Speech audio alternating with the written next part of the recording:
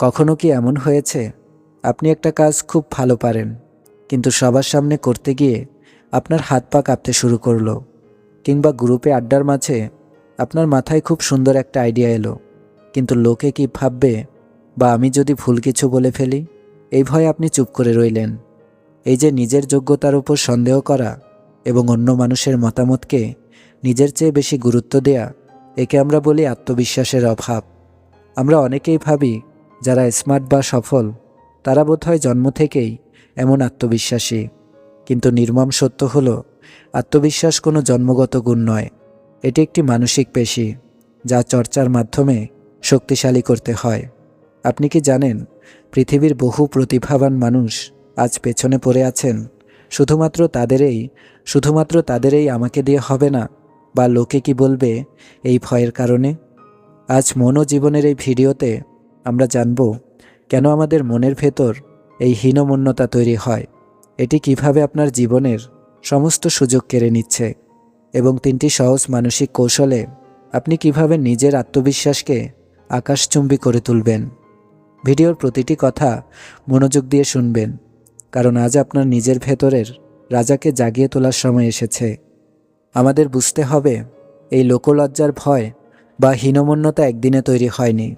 ছোটবেলা থেকে আশেপাশের মানুষের তুলনা, সমালোচনা বা কোনো একটি ব্যর্থতার কারণে আমাদের অবচেতন মন ধরে নেয় যে আমরা অন্যদের চেয়ে কম যোগ্য।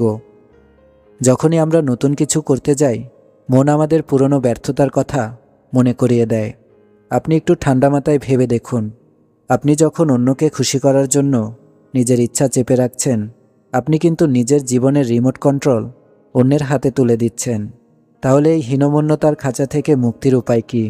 চলুন 3টি কার্যকরী উপায় জেনে নেওয়া যাক। নাম্বার 1, তুলনার ফাঁদ থেকে বের হওয়া। সোশ্যাল মিডিয়ায় অন্যদের সাজানো গোছানো জীবন দেখে নিজের পর্দার পেছনের জীবনের সাথে তুলনা করা বন্ধ করুন। মনে রাখবেন, আপনার একমাত্র প্রতিযোগিতা আপনার নিজের সাথে। আপনি গতকাল যা ছিলেন আজ তার চেয়ে 1% উন্নত হন। এটাই আসল আত্মবিশ্বাস। নাম্বার 2, রিজেকশন বা ব্যর্থতাকে স্বাভাবিকভাবে নেওয়া। পৃথিবীর কোনো সফল মানুষই একবারে সফল হয়নি। কোনো কাজে না পারলে তার মানে এই নয় যে আপনি অযোগ্য। এর মানে হলো আপনার শেখার প্রতিক্রিয়াটি এখনও চলছে। ভুল করা মানে আপনি চেষ্টা করছেন। নাম্বার 3, নিজের সাথে ইতিবাচক কথা বলা। সারাদিন আমরা নিজের মনে নিজেকে কি বলি তা আমাদের আত্মবিশ্বাস তৈরি করে। আয়নার সামনে দাঁড়িয়ে নিজেকে বলুন, আমি পারছি, আমি পারবো এবং আমি এই কাজের যোগ্য। মনকে যেভাবে ট্রেন করবেন সে সেভাবেই কাজ করবে। প্রিয় দর্শক, এই পৃথিবীতে কেউ পারফেক্ট নয়। আপনার চামড়ার রং, আপনার উচ্চতা বা আপনার ব্যাংক ব্যালেন্স দিয়ে আপনার যোগ্যতা বিচার হয় না। আপনার যোগ্যতা আপনার সাহসে। লোকে আপনাকে নিয়ে কি ভাবছে তা নিয়ে ভাবার দায়িত্ব লোকের, আপনার নয়। নিজের যত্ন নিন, নিজের উপর বিশ্বাস রাখুন। ভিডিওটি ভালো লাগলে লাইক দিন এবং মনোজীবন চ্যানেলটি সাবস্ক্রাইব করে আমাদের পাশেই থাকুন।